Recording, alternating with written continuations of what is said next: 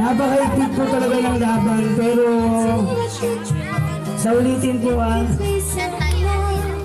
lumamang kayo, dapat sa 50%. Dahil napakahirap po ng very close fight.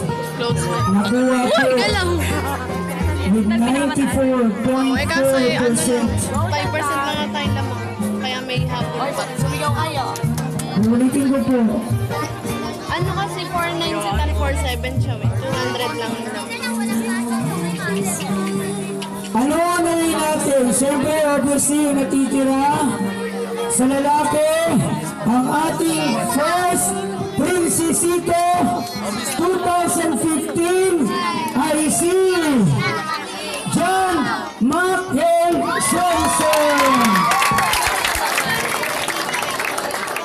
Naku, mabuhati niyo yung malaking trophy, James. Ikaw pa rin.